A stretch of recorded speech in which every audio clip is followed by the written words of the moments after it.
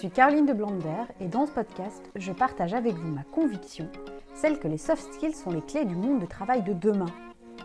Je vous invite à plonger dans l'univers des soft skills et à découvrir comment elles peuvent vous aider à progresser, à croître, à vous épanouir et développer votre employabilité. On parle ici d'évolution des métiers, de métiers émergents, mutants, disparaissants, mais aussi de management et de transformation des organisations.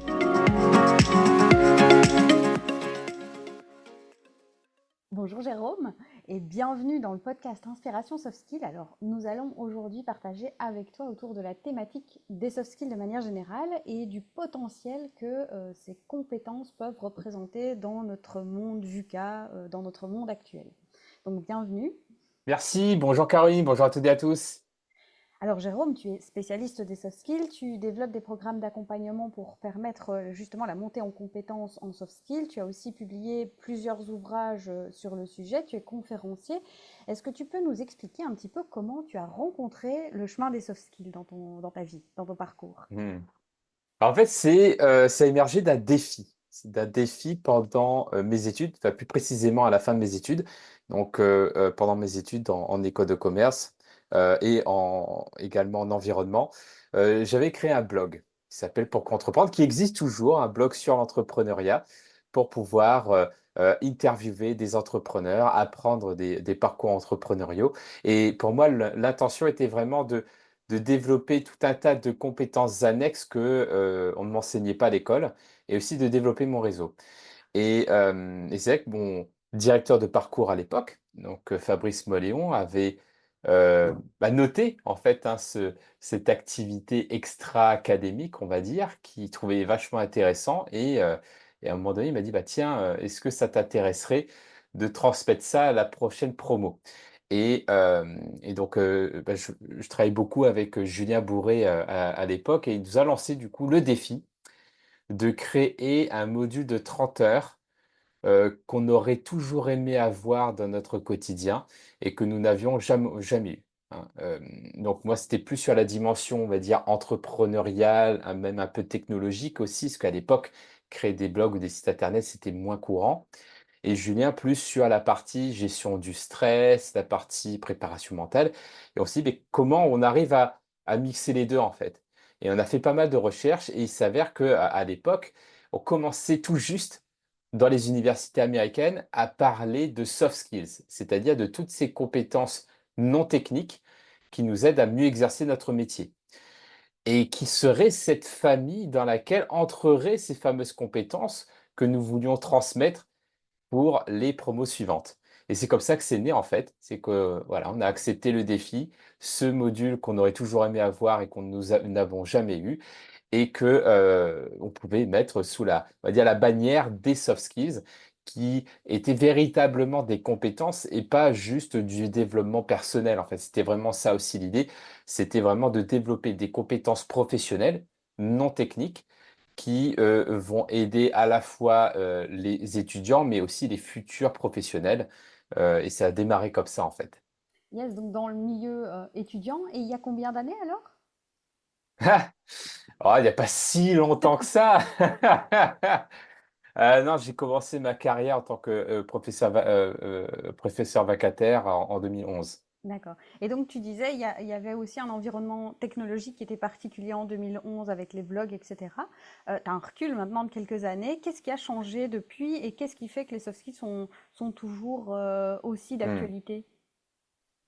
Euh, En fait, c'est vrai que sur ces dimensions technologiques, sur le fait d'avoir appris en autodidacte à créer des sites internet, etc., je me suis rendu compte que c'était pas forcément, le plus difficile n'était pas forcément la partie technologique en tant que telle, mais plus les soft skills autour, Ouais. l'autodiscipline, l'organisation, la persévérance, la créativité, la résolution de problèmes, etc.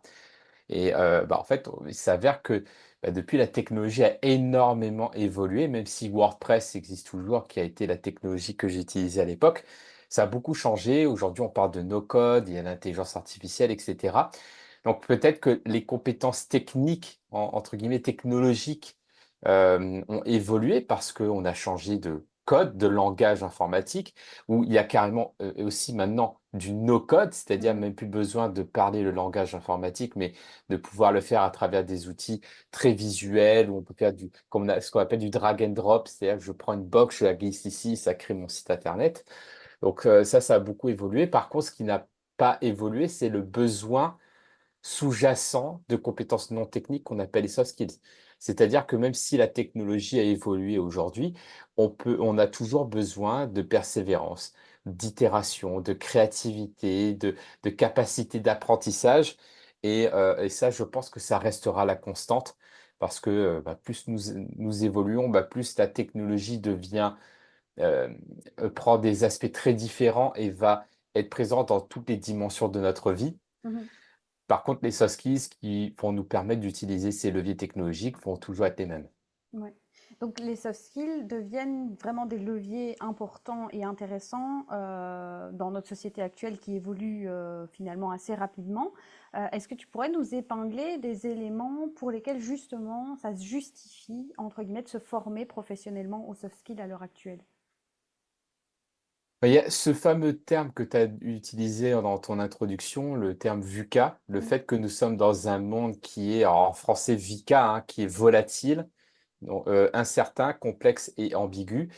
Et on le voit dans plein des aspects, finalement. Dans l'aspect économique, on le voit même au niveau international, avec on va dire il y a une courbe fluctuante, pour pas dire la récession ou la crise, d'un point de vue économique, qui fait que nous devons nous adapter en tant qu'individus et surtout en tant qu'indépendants, par exemple, par rapport à ces fluctuations économiques et cette incertitude économique également. Ouais.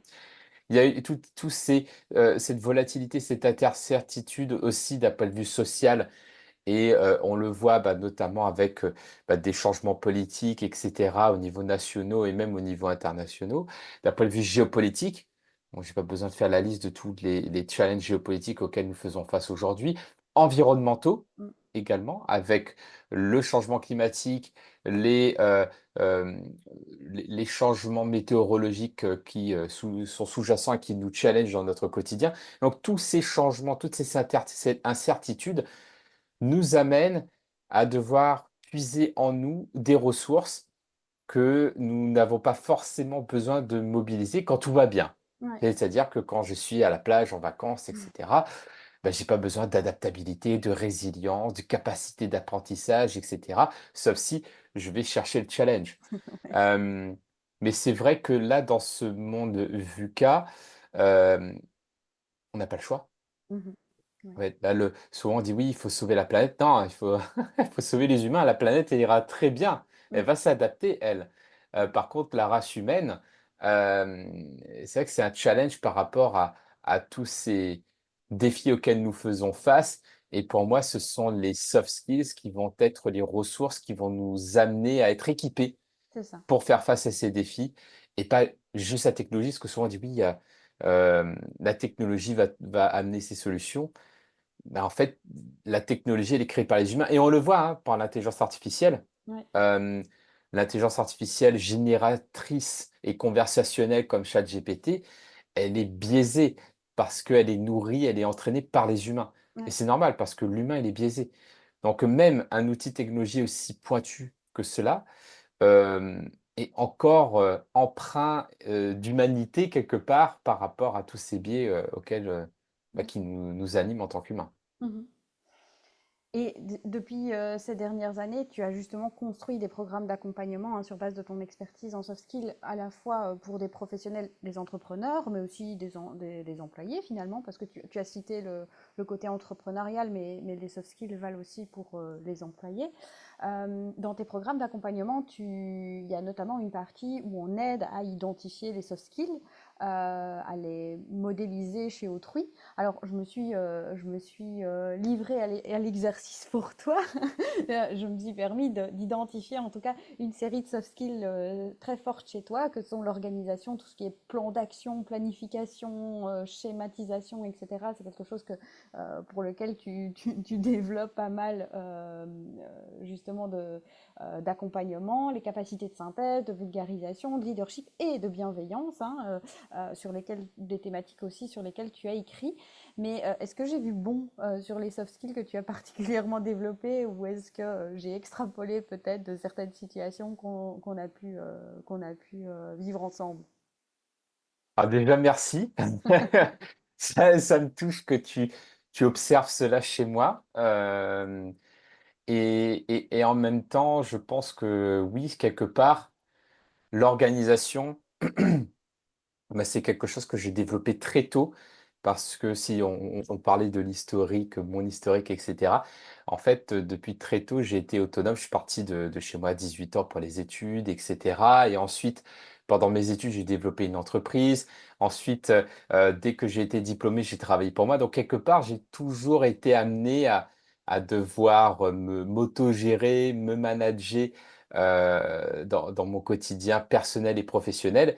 Je pense que oui, ça m'a amené à développer cette soft skill qui est accessible à toutes et à tous. Mais c'est vrai que par rapport à mon parcours, je l'ai développé assez tôt et j'en ai besoin Mm, surtout. C'est-à-dire que, et c'est vrai que je dissocie hein, les soft skills de la personnalité, même si c'est lié.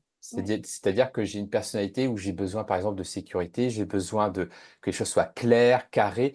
Et donc, forcément, plus je suis organisé, plus je me sens bien par rapport à mes besoins psychologiques liés à ma personnalité. ouais. Hem et même si c'était pas forcément naturel pour moi l'organisation. Et c'est vrai que je l'ai développé de cette manière-là. Ensuite, tu as mentionné Oh, l'esprit de notamment synthèse. l'esprit de synthèse, oui, Ouais. effectivement. Ouais. L'esprit de synthèse, alors c'est sûr que, bah oui, j'ai développé ça aussi assez tôt. Pas forcément. Alors, j'ai beaucoup progressé, en fait, surtout en me préparant pour le championnat du monde de mind mapping. Mm, C'est vrai que j'arrivais à synthétiser parce que j'ai fait énormément d'interviews, sur pourquoi entreprendre. Heu, je pense je crois en 3 ans, j'ai fait 200 interviews ah d'entrepreneurs ou oui. un truc comme ça. Donc, bah, c'est sûr qu'à force de faire des interviews, écrire des bouquins, et cetera, bah, ça amène à devoir synthétiser parce qu'on ne peut pas être exhaustif Mm, quand on partage du savoir aux autres.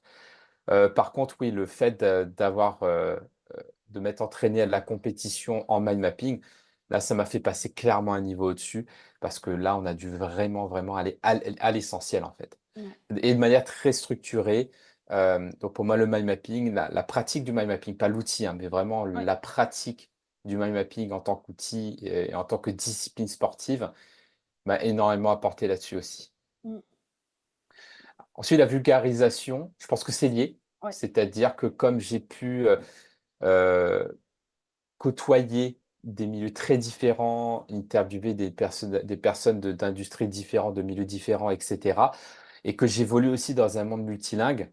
Mhm, Bah, à chaque fois, j'ai été amené hem, à devoir m'adapter à l'autre, à trouver les bons mots, les bonnes analogies, les bons exemples, et cetera. Et je pense que oui, quelque part, ça nourrit mm, cette, capacité à vulgariser, à être pédagogue quelque part pour que, bah, l'information, elle soit beaucoup plus digeste pour ouais, l'autre et parce que oui, le fait de communiquer, c'est bien, mais le plus important, c'est que la personne arrive à recevoir et à digérer l'information. c'est ça. Qui est lié aussi à la soft skill suivante qui est le leadership, je pense, hein.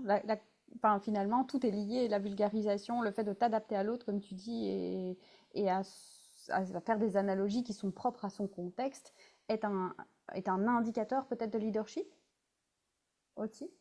Ça peut, alors c'est sûr que ça nourrit parce que bah, pour moi, le leadership, c'est déjà d'avoir un objectif à atteindre et de savoir emmener le groupe vers l'atteinte de cet objectif Mhm. et aussi de faire progresser les autres dans le process. Donc, bah, c'est sûr que pour ces 2 phases, on a besoin de faire preuve d'empathie, on a besoin de savoir, s'adapter à l'autre et à parler le même langage pour pouvoir les adapter, enfin, pour pouvoir les embarquer, en fait, Ouais. sur, ce chemin et les faire progresser. Donc pour moi, il y a clairement ce lien-là. Après le leadership, je dirais que c'est plus difficile. L'organisation, pour moi, c'est devenu simple. Là, j'ai mes habitudes, mes process, paf, paf, paf. la capacité de synthèse. Voilà, j'ai tellement fait de mind map que je pense que c'est devenu. Mais c'est vrai que le leadership, c'est jamais acquis en fait. Ouais. Et c'est tellement fluctuant aussi parce que comme là, on est vraiment sur l'émotionnel, c'est-à-dire il y a des moments où je vais me sentir super bien nourri, au taquet. Et alors là, oui, en effet, je peux faire preuve de leadership et ça, mais il y a des moments où bah, je me sens pas bien ou je n'ai pas le sentiment d'avoir répondu à des besoins psychologiques à ce moment-là. Et même si ça n'a rien à voir avec le groupe, bah, comme moi, j'ai cet élément émotionnel-là, bah, ça va Mhm. pas me mettre dans les meilleures prédispositions pour faire preuve de leadership. Ouais. Donc, c'est fluctuant. Donc, des fois, ça nous fait douter aussi. En fait, bah, parfois, quand on est dans une mauvaise phase, en se disant, mince, là, j'ai vraiment pas fait preuve de leadership. Est-ce que ça veut dire que je n'ai pas de leadership? Est-ce que je ne suis pas un leader? Donc, il y a aussi ce questionnement constant, ce besoin d'humilité, en fait, de Ouais. jamais prendre pour acquis, de toujours prendre du recul, de voir bah, les moments où ça n'a pas fonctionné, bah, qu'est-ce qui a fait que ça n'a pas fonctionné et qu'est-ce qu'on pourrait faire pour éviter ça. Et aussi, je trouve sur cette partie leadership, de de savoir faire la part des choses, c'est-à-dire qu'est-ce qui nous appartient dans ce processus de leadership et qu'est-ce qui appartient à l'autre. Ouais. Parce que parfois, on peut se flageller sur une situation qui n'a pas fonctionné en termes de leadership. Or, ça ne dépend pas que de nous, parce que parfois, bah, c'est l'autre aussi qui a sa part de responsabilité, que malgré les efforts que l'on peut faire, bah, ça ne marche pas en fait. Ouais. Et c'est OK, bah, c'est OK parce qu'on est humain. Ouais. Et c'est une question peut-être aussi de perception. Parfois, on a l'impression que ça ne marche pas, alors que du point de vue de l'autre, en fait, tout fonctionne bien et il y a pas eu de couac ou de... Donc, il y a aussi une dimension de perception en plus, je pense. Ouais, tout à fait, merci Caroline, c'est très juste. Une notion de perception et aussi de culture. Ouais. Parce que comme je travaille aussi dans un environnement très multiculturel, par exemple, bah, je travaille avec Mehmet qui est turc. Alors lui, c'est très méditerranéen, donc on sait tout de suite si ça va pas, c'est très expressif. Euh, mais je travaille aussi avec, par exemple, des Polonais. Les Polonais sont, je trouve, de manière générale, un peu moins expressifs que les C'est Turcs, ça. par exemple. On va dire ça comme ça. Et notamment avec une personne de notre équipe, et au-delà du fait que ce soit culturel, là, c'est plus du tout culturel, là, c'est plus de sa personnalité, elle est plus introvertie, plus timide, etc. Donc, elle va pas beaucoup parler. Et c'est vrai que moi, j'ai un besoin je sais pas si ça a besoin de reconnaissance, mais j'ai besoin de savoir si ce Mhm. que j'ai dit est compris, si comment se sent l'autre, etc. Quand j'ai pas ce feedback-là, bah, c'est challengeant en fait. Ouais. Et c'est vrai que des fois, j'ai l'impression que bah, en fait, ça n'a pas du tout fonctionné, ça va pas, elle n'a pas compris, etc. Alors que si, c'est juste que, bah, en effet, euh, la manière dont cette personne va gérer ou intégrer l'information ou avoir du feedback ne sera pas le même que ce que moi j'attends. Donc il y a aussi cette Ouais. notion d'attente aussi Mhm. qui entre en jeu, qui est très liée à cette notion de perception que tu viens de mentionner. Ouais. Alors, ce qui est intéressant, c'est dans tous les exemples que tu donnes de soft skills, on voit que bah, ça se développe, que ça se muscle finalement. C'est aussi ce que tu partages dans les programmes d'accompagnement. Est-ce que tu aurais enfin, une recette ou des bonnes pratiques en fait pour bah, finalement monter en compétence en soft skills, développer ces soft skills, alors peut-être en prenant un exemple en particulier si tu le souhaites, ou de manière générale, comme tu veux, selon l'approche que tu préfères. Hmm. Euh, Bah, pour moi, déjà, les soft skills, c'est comme des muscles. Comme tu Mhm. dis, ça se développe, ça se muscle. Et comme un muscle, hein, si on ne l'utilise pas, on le perd. Mhm. Ouais. Hein. Je sais pas si demain, je dis, bon, t'arrêtes de faire du sport, t'arrêtes de marcher, voilà, pendant un mois, tu es en vacances, tu es dans ton transat, tu ne sors pas du transat pendant un mois, bah, je suis sûr que tes jambes, pardon, vont commencer à s'atrophier. Ouais. Bah oui, parce que les muscles ont besoin d'être stimulés, ont besoin d'être utilisés régulièrement, entrecoupés par des sessions de repos aussi, hein. C'est ça aussi la dynamique de musculation, c'est de l'effort intense avec du repos. Eh bien pour les soft skills, c'est la même chose. Il faut les utiliser tous les jours, Mhm. pousser un peu plus loin à chaque fois pour les développer. Et si je prends l'exemple de l'intelligence émotionnelle, qui est Mhm. souvent un besoin qui revient très souvent. La première, il y a plusieurs manières de développer une intelligence émotionnelle. Mais déjà, la première chose, avant même de savoir gérer les émotions des autres, etc., c'est déjà de conscientiser ses propres émotions. ou ses propres besoins. Et si par exemple demain, je souhaite développer le muscle de l'intelligence émotionnelle, donc de développer cette soft skill, eh bien, je vais me créer une sorte de programme d'entraînement soft skills pour développer le muscle. Ouais. Une manière très simplifiée, c'est les habitudes, en fait. C'est bon, bah, tous les matins, par exemple, pendant 1 mois ou 2 mois, eh bien, je vais prendre mon carnet et je vais noter toutes les émotions qui sont en moi à ce moment-là. Mmh. Et je vais pas mettre je suis plus l'émotion, je suis énervé ou parce que ce n'est ce si je formule de cette manière-là, c'est comme si c'est devenu moi. Or, l'enjeu de l'entraînement, de l'intelligence émotionnelle, c'est de comprendre les émotions comme des informations, comme des sensations qui me traversent sans que cela nous possède. C'est ça, oui. Parce que si je dis: «Je suis énervé», ça va devenir ma caractéristique. Je Ouais. suis énervé. Alors que si j'ai de la colère, c'est différent. Mmh. Parce que si c'est un élément que je peux observer, je peux travailler dessus.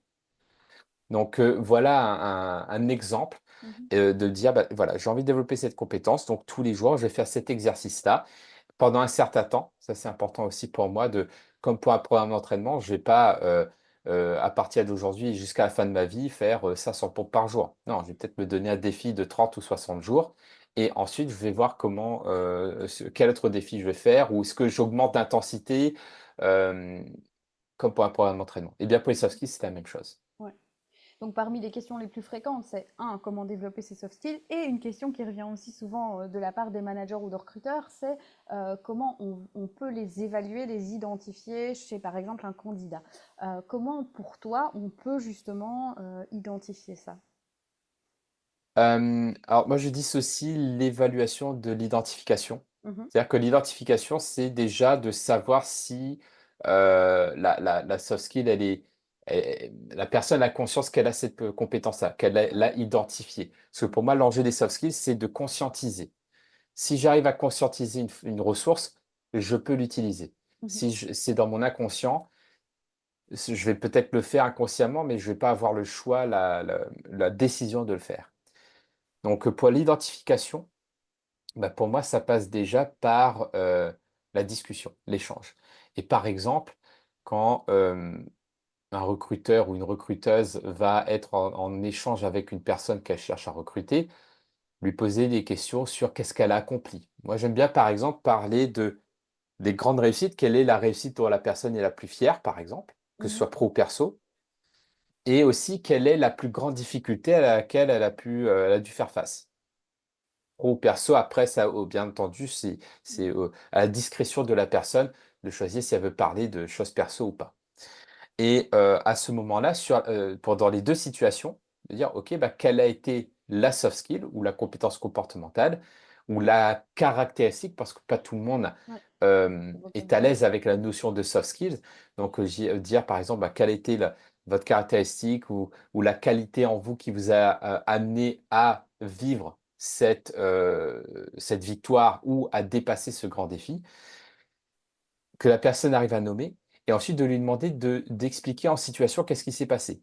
Je vais prendre un exemple spécifique. Imaginons que ma plus grande fierté, ça a été d'avoir organisé un événement de 400 personnes. Mhm. Voilà, ça, c'était le plus gros truc que j'ai fait, j'étais content. Et OK.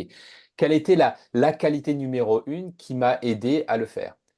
Bah, je veux dire, par exemple, l'organisation.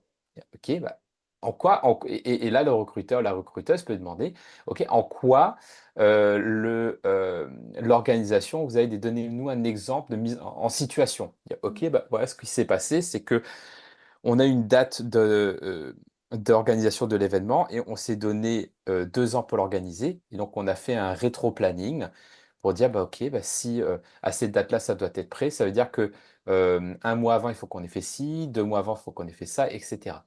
C'est super clair. La personne qui recrute va avoir un exemple très vivide, Mhm. simple à visualiser pour comprendre qu'en effet, la personne elle a développé la compétence, elle l'a utilisé en situation et c'est pas juste un mot-clé qu'elle a mis dans son CV ou juste un pitch qu'elle a préparé pour répondre à la question: «Quelles sont mes 3 qualités, mes 3 défauts?» Ouais. Mhm. Alors, tu nous parlais tout à l'heure, je rebondis, mais de leadership et du fait d'emmener un groupe vers l'atteinte d'un objectif commun. Alors, justement, tu viens d'emmener un groupe vers l'atteinte d'un objectif qui était la Hmm. coordination d'un ouvrage, hein, donc sur le sujet des soft skills. Quelles sont les compétences qui ont fait la différence justement dans cette aventure? Bonne question. Euh, je dirais c'est forcément il y a du leadership parce que coordonner 10 personnes sur un projet comme ça, c'était pas simple. Et en même temps, c'est beaucoup d'esprit de collaboration, d'esprit collectif. L'intelligence, je dirais l'intelligence relationnelle et intelligence collective. Mhm, Relationnel, pourquoi? Parce que dans ces 10 personnes, il y a 10 personnalités totalement différentes, des modes de fonctionnement très différents. Et donc, ça a demandé de l'adaptabilité, de l'écoute, de l'empathie pour trouver la bonne recette qui va fonctionner pour tout le monde.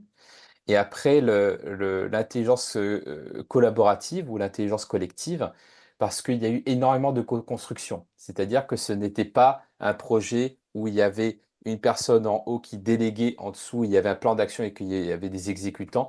Il y a eu beaucoup de...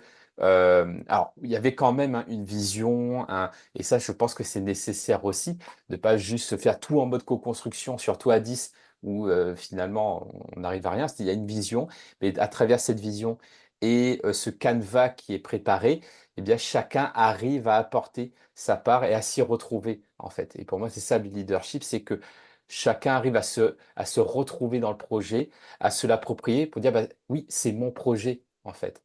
C'est pas le projet d'un tel, et, etc. Et je pense que ça a été ça qui a énormément aidé sur ce projet-là, qui fait que bah, aujourd'hui, oui, c'est vrai, un vrai livre collaboratif qui a été co-construit, qui a permis de créer un superbe événement également. Et donc oui, je dirais leadership, intelligence relationnelle et intelligence collaborative. mhm. Et donc ce livre, ben, on pourra le retrouver à partir du 28 septembre, puisque justement tu parles d'une conférence également où on va se retrouver et présenter le livre. Et donc cette journée de conférence, tu la coordonnes également avec une série d'intervenants qui vont ben, prendre la parole en public et exprimer finalement les idées qu'ils ont pu écrire. Dans ce contexte-là de prise de parole en public et de conférence, pour toi, quels sont les soft skills justement qui sont essentiels pour que les intervenants maîtrisent finalement? Sur Quand la je parle prise de parole en d'intervenants, public. je parle des conférenciers, hein. Oui. Ouais. Sur la prise de parole en public, je dirais qu'il y a la préparation. Parce que sur ce format-là, sur un format d'intervention de 20 minutes, c'est ultra chronométré, on est sur quelque chose d'assez rigide en termes de timing et avec peu de place pour de la marge de manœuvre. Donc je dirais beaucoup de préparation à la fois préparation du contenu, mais aussi de la préparation mentale. Avec la difficulté ici, c'est que personne n'a accès au lieu pour se préparer dans les conditions réelles et Mm. qu'on se prépare en distanciel. Donc, on a aussi beaucoup de préparation mentale pour savoir se projeter et faire comme si. Et cette préparation mentale est, on va dire, la porte d'entrée pour la gestion du stress. Souvent, on parle du trac, Mm. le stress qui va générer plein de soucis pendant une prise de parole, comme par exemple des trous de mémoire, comme par exemple le fait de transpirer, etc. Donc, toute cette préparation, le fait de se sentir prêt, va baisser le risque d'avoir du stress le jour J et donc que tout se passe pour le mieux. Et ensuite, je dirais qu'il y a aussi cette notion de créativité parce que on est quand même sur des sujets qui sont souvent, il y a déjà une grosse littérature, hein, sur les sujets qui ont été abordés, que ce soit les soft skills, la créativité, et cetera. Et donc ça demande de la créativité, Mhm. justement pour pouvoir apporter quelque chose de nouveau ou apporter une approche qui est originale pour que le contenu qu'on propose, bah, soit un contenu, qui va apporter quelque chose de nouveau à l'édifice, une pierre à l'édifice et Ouais. pas juste faire du recyclage pour du recyclage. Donc je pense qu'il y a vraiment ces éléments-là qui entrent en jeu pour, être prêt avant une prise de parole. Yes. Et toi également, tu interviendras comme conférencier en introduction justement de cet après-midi consacré donc à la présentation de l'ouvrage. Quel est le message principal que tu vas faire passer au public? Mmh. Sans donner trop de spoilers, hein. Oui, hein. Euh, le message, c'est vraiment de miser sur ces compétences-là et que c'est pas si difficile que ça, en fait. Souvent, on a l'impression que euh, c'est la personnalité des gens. Donc, il y a des gens qui sont comme ça et d'autres non, et que on va mettre des gens en silo, etc. Alors, moi, je suis vraiment convaincu, notamment par rapport à cette philosophie du growth mindset et de la neuroplasticité, qui n'est pas une philosophie d'ailleurs, qui est une science, qui a été prouvée par la neuroscience, qu'on peut toutes et tous développer des soft skills et que oui, on a des forces, oui, il y a des choses que nous avons naturellement développées, mais si on veut changer, si on veut avoir plus d'amplitude comportementale, entre guillemets, eh bien, on peut développer ces soft skills. Ça demande de l'effort, mais c'est tout à fait possible et c'est simple, en fait. Bah, en tout cas, merci pour tous ces éléments partagés. On se retrouve en tout cas le 28 septembre pour en savoir plus, pour aller plus loin sur ce message. Donc merci pour tous les éléments que tu nous as apportés. Peut-être une dernière actualité de ta part, de quelque chose que tu souhaiterais partager sur éventuellement une autre thématique que celle de la conférence du 28 septembre?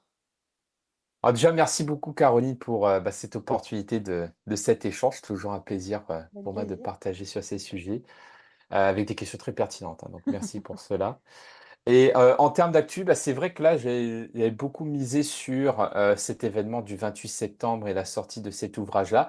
Et après, c'est vrai qu'il y a toujours les autres programmes qui existent, hein. Tu parlais que du fait que je forme et que je fais des conférences dans des grandes entreprises. Donc ça continue. Ouais, Voilà, donc on a toujours le programme Beer Success qui continue ouais. et également le programme Praticien en Soft Skills avec toutes les informations qui sont disponibles sur mon site. Super. Bah, merci beaucoup et on se retrouve. En tout cas, on donne rendez-vous aux auditeurs le 28 septembre. À bientôt. Merci Merci beaucoup. beaucoup, à bientôt.